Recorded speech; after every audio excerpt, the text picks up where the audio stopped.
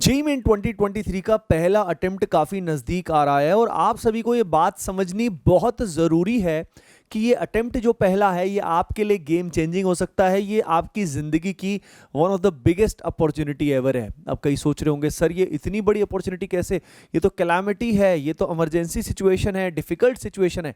देखो बच्चों, सीधा पॉइंट पे आता हूँ। डिफ़िकल्ट सिचुएशन है लेकिन सभी स्टूडेंट्स के लिए डिफ़िकल्ट है। अब इसी में जो फाइट मारेगा और जो प्लान करके स्ट्रेटेजाइज करके अपने बचे हुए समय का केयरफुली यूज़ करेगा तो वो सक्सेसफुल होगा। आप जानते हो कि पहला अटेम्प्ट जो होता है वो बहुत ही गेम चेंजर होता है, गोल्डन चांस होता है, क्योंकि अगला अटेम्प्ट हमेशा ही पहले से डिफिकल्ट हो जाता है। ज़्यादा स्कोर करने के बावजूद भी, यानी 10 से 15 मार्क्स 20 मार्क्स बढ़ने के बाद भी कई बार हमारा परसेंटाइल में चेंज नहीं आता है बिकॉज ऑफ वेरियस रीजन। तो इस बात में कोई शक नहीं है कि पहला अटेम्प्ट सभी के लिए गेम चेंजर है। नाउ द पॉइंट इज, ये इतनी बड़ी अपॉर्चुनिटी क्यों है, आइए सबसे पहले उस बारे में बात करते हैं और पूरा मैं गाइड करने वाला हूं इस पर्टिकुलर सेशन में आप सभी को।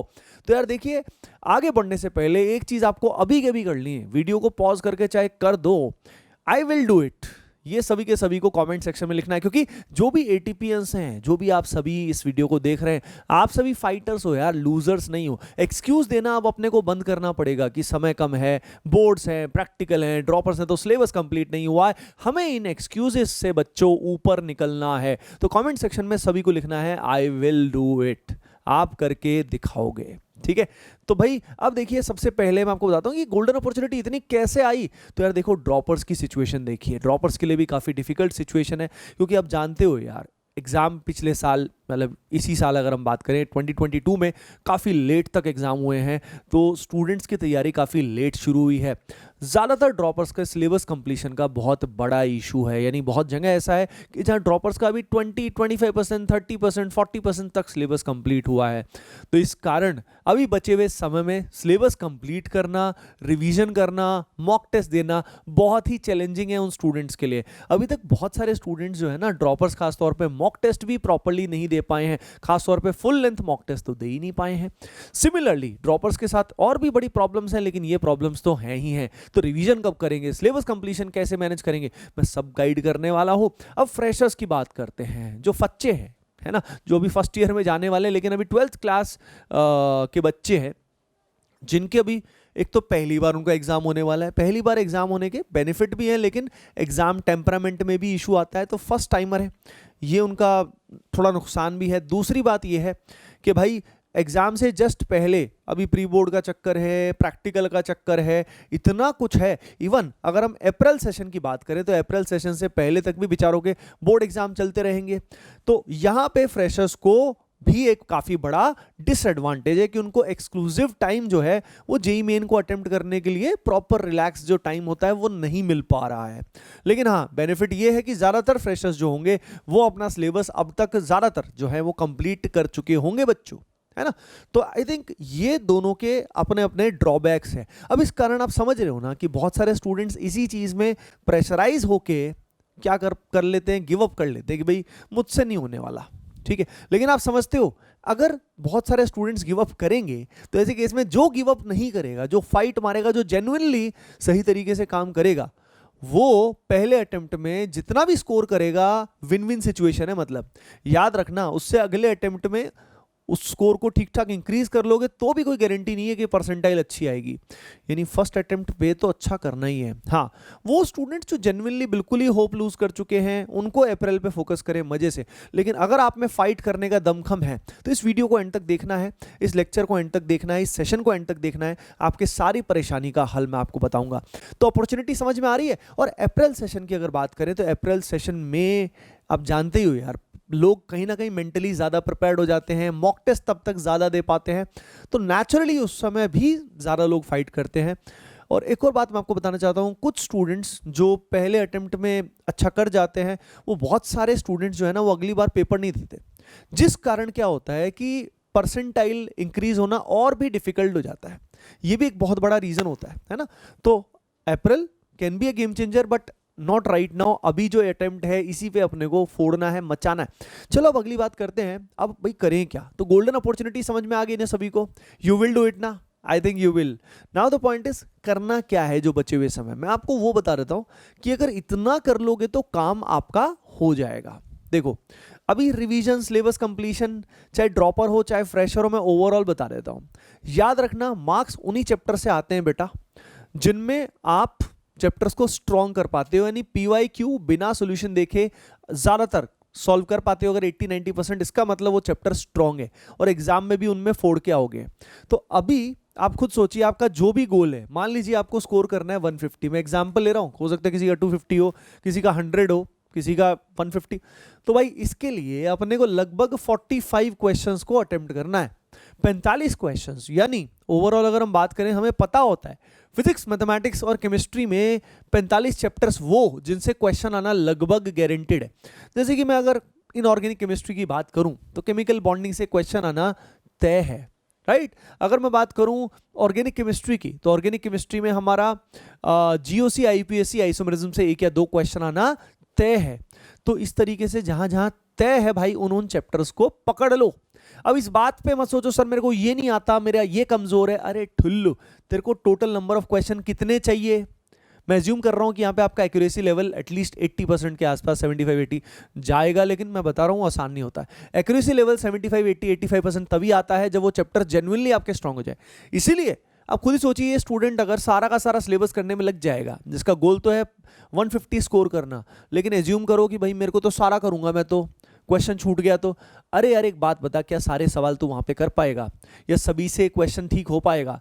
क्वेश्चन ठीक उन्हीं चैप्टर से होगा जो आपके स्ट्रांग होंगे। अब मैं मान लेता हूं, हो सकता है पूरा ओवरऑल एनालिसिस करो, हो सकता है आपके इसमें से 45 में से 25 क्वेश्चन पहले से डन हो, यानी 25 चैप्टर्स अप्रॉक्सीमेटली ऐसे आपको पहले से ही बढ़िया से आते हैं जिनसे क्वेश्चन आपके लगभग बन जाते हैं। तो ये तो ऑलरेडी स्ट्रांग है, इनको तो मेंटेन रखना है। इनके आपको क्या करने होंगे?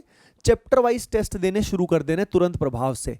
चैप्टर वाइज मॉक टेस्ट आप एटीपी स्टार ऐप से दे सकते हो, completely free of cost available है। चैप्टर वाइज टेस्ट दे सकते हो आप, कस्टमाइज कर सकते हो अपने हिसाब से टेस्ट में, डिफरेंट चैप्टर्स को इवन मिक्स भी कर सकते हो, तो उसका फायदा उठा सकते हो। डायरेक्टली ऐप या वेबसाइट से टेस्ट दे सकते हो।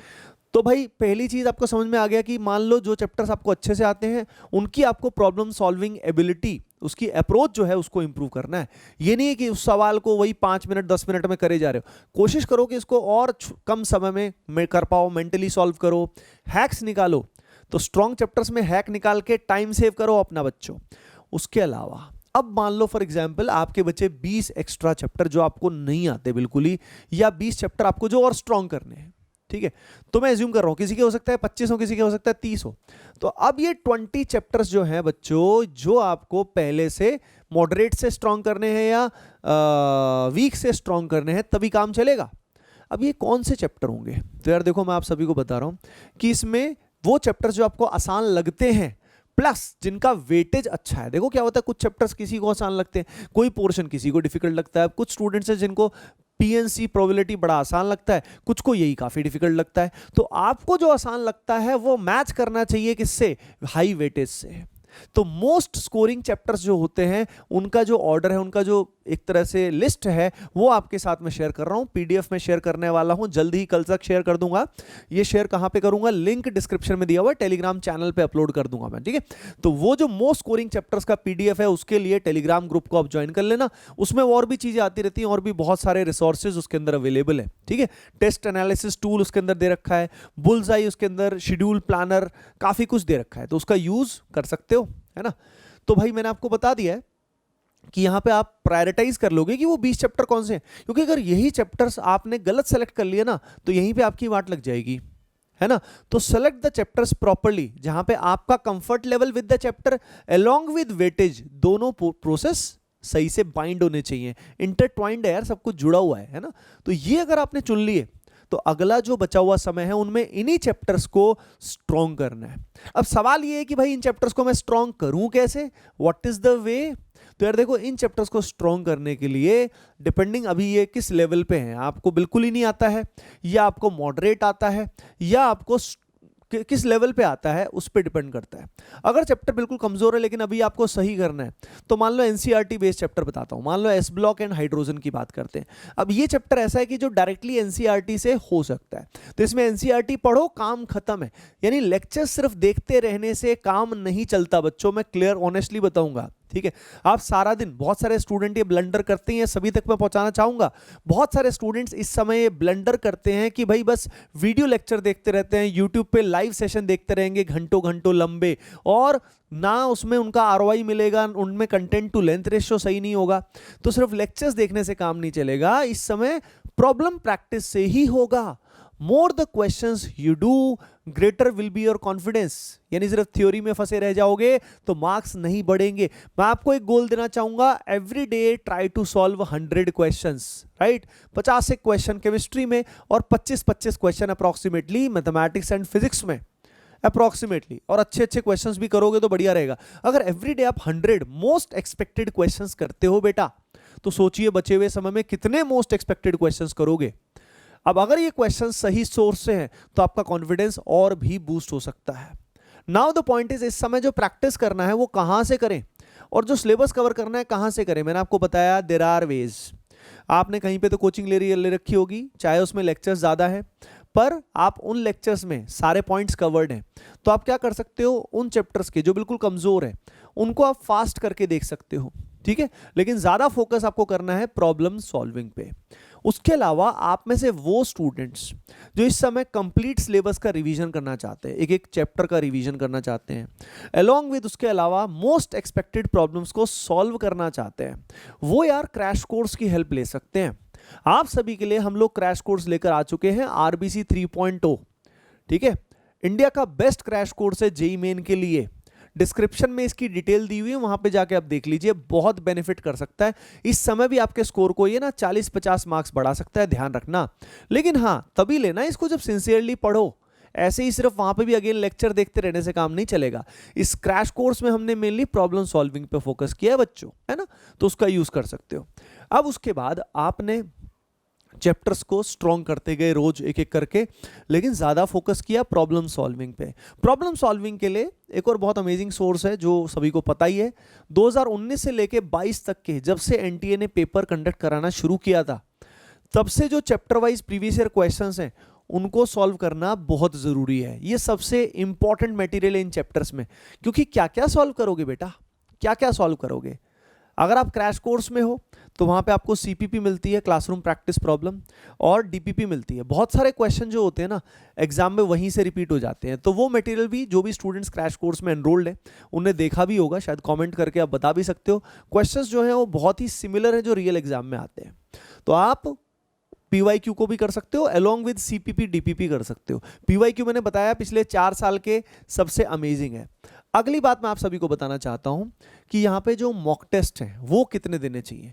बेटा डिपेंड करता है आपका प्रिपरेशन लेवल, फिर भी आपको एटलीस्ट 4 से 8 मॉक टेस्ट, मिनिमम 4, मैक्सिमम 8 तक भी दो तो बहुत अच्छा है। मॉक टेस्ट सिर्फ देने से काम नहीं चलेगा, उसको एनालाइज भी करना होता है।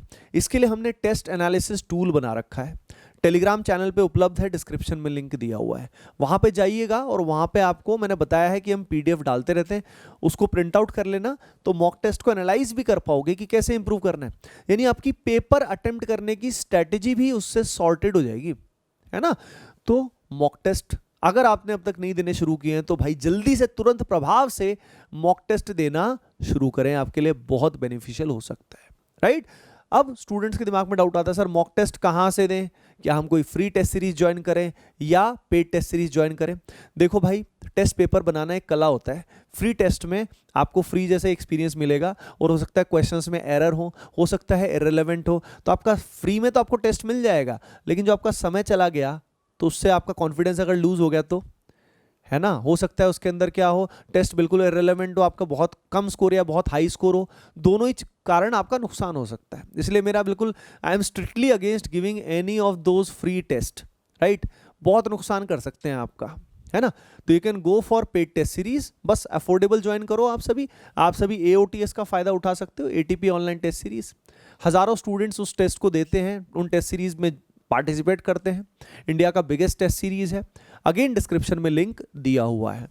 तो बच्चों, लेकिन सबसे इंपॉर्टेंट बात यह है कि एनर्जी हाई मेंटेन रखना है इस प्रोसेस में। जो जर्नी है, एवरी डे सुबह सुबह सही टाइम पे उठो, सुबह सुबह एग्रेसिव शुरुआत करो, रात को सही टाइम पे सो जाओ, मैंने आपको बताया है कि रात को 10 से लेकर 2 बजे तक का टाइम बहुत इंपॉर्टेंट होता है। उस समय अगर हम सोते हैं तो कॉस्मोस से हमें एनर्जी मिलती है, डिवाइन एनर्जी मिलती है, और सुबह सुबह फुल एग्रेशन से आप स्टार्ट करो तैयारी की। ये मान लीजिए दिन में हमारे पास यार हम इस समय अगर 15-15 घंटे पढ़ लेते हैं, या प्रैक्टिकली 12 से 14 आवर्स भी अगर हम पढ़ लेते हैं, तो यार गेम चेंज हो जाता है। जो स्कूल वाले बच्चे हैं उनके लिए थोड़ा फाइट ज़्यादा है, उनको बहुत मैनेज करना पड़ेगा, पर वो तो सभी स्कूल वाले स्टूडेंट्स के साथ प्रॉब्लम है ना। तो इस समय अपनी एनर्जी हाई रखने की बहुत ज़रूरी है। यानी ऐसी जो भी चीज़ें हैं जिससे आपका मोटिवेशन डाउन होता है, या ऐसी जो भी थॉट्स हैं उनको दूर करने के लिए what ever you can do it, है ना। मैं इससे रिलेटेड वीडियो भी सोच रहा हूँ कि इस समय अपना हाई एनर्जी कैसे मेंटेन करें, पॉजिटिव एनर्जी कैसे रखें, ये भी मैं आपको बताऊंगा, डोंट वरी। एंड अगर आपने अभी तक कमेंट सेक्शन में ये नहीं लिखा है आई विल डू इट, तो गाइज मेक श्योर ये लिखें ज़रूर, है ना। बाकी मैं वीडियोस आपके लिए लाता रहूँगा इस जर्नी में। मैं पूरी टीम एटीपी स्टार कोटा आप सभी के साथ है। फ़ायदा उठाइए गाइडेंस का from the experts. And video को लाइक अपने अभी तक नहीं किया तो जल्दी से कर दो बच्चों, अभी के अभी लाइक एंड सब्सक्राइब कर देना चैनल को। चलो bye bye, take care and love you all, keep preparing well.